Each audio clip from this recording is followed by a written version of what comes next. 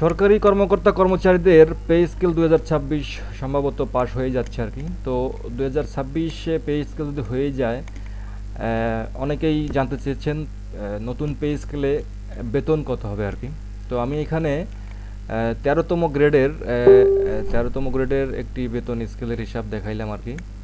এটা দেখলে অনেকেই খুব সহজেই জেনে যাবে যে কীভাবে তার বেতনটা ঠিক হবে আর কি।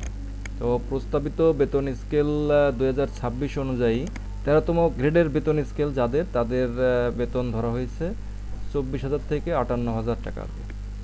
এবং 13তম গ্রেডের 2015 সালের পে স্কেলে ছিল 11,000 থেকে 26,590 টাকা, অর্থাৎ 11,000 সেটা চলে গেছে 24,000-এ। এখন বুঝতেই পারছেন তাহলে প্রস্তাবিত বেতন আর বর্তমান বেতনের পার্থক্যটা আর কি। অর্থাৎ 24,000 টাকা হয়ে গেছে প্রারম্ভিক 24,000, এবং 15 সালের পে স্কেলে ছিল 11,000। তো অর্থাৎ বৃদ্ধি পেয়েছে কত? 13,000 বৃদ্ধি পেলে এখন 26-এ যে প্রস্তাবিত পে স্কেল তার 50% হারে এই জুলাই থেকে কার্যকর হবে আর কি। তো 13,000-এর 50% করলে হচ্ছে 6,500 টাকা, অর্থাৎ 6,500 টাকা আপনি নতুন বেতন স্কেলের এটা যুক্ত হবে আর কি, বৃদ্ধিকৃত আর কি।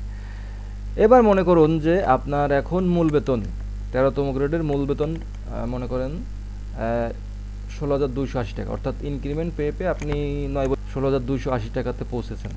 এখন এই 16,280 টাকার সাথে 16,280 টাকার সাথে এই যে 50% বৃদ্ধিকৃত টাকা, 50% বৃদ্ধিকৃত টাকা, এই টাকাটা যোগ করলে আপনার প্রস্তাবিত বেতন স্কেলের 22,780 টাকা হলো, এই টাকাটা আপনার বেতন নির্ধারণ হবে আর কি।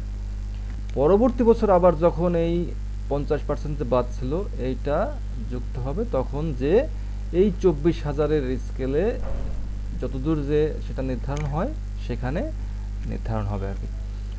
তো সহজ কথা হচ্ছে যে টাকাটা বৃদ্ধি পেল সেই টাকার 50% করলেন, 50% করে বর্তমান যে বেসিকটা আপনার আছে সেই বেসিকের সাথে এটা যোগ করলে যে টাকাটা বৃদ্ধি পেল ওটাই হবে আপনার মূল বেতন। এখন এর সাথে বাড়ি ভাড়া যে এলাকায় আছেন সিটি কর্পোরেশন বা জেলা শহরে, সেই হিসাব করে আপনারা বাড়ি ভাড়া 45%, 50% বা 60% পাবেন আর কি। এবং বাড়ি ভাড়ার সাথে অন্যান্য ভাতাগুলো পাবেন, চিকিৎসা ভাতা, যাতায়াত, টিফিন সবই পাবেন। এবং যারা ধুলাই ভাতা পান তারা ধুলাই ভাতাও পাবেন আর কি। তো আশা করি এই ভিডিওটি সহজেই বুঝতে পারছেন আর কি। এভাবে যার গ্রেড যে গ্রেডে আছে আর কি সেই গ্রেড হিসাব করলে আপনারা সহজেই একটা পেয়ে যেতে পারবেন আর কি, আপনাদের হিসাবটা মিলাইতে পারবেন আর কি। আশা করছি বুঝতে পারছেন। সবাইকে ধন্যবাদ। আর কোনো প্রশ্ন থাকলে অবশ্যই কমেন্ট বক্সে করবেন, উত্তর দেওয়ার চেষ্টা করব। ধন্যবাদ সবাইকে।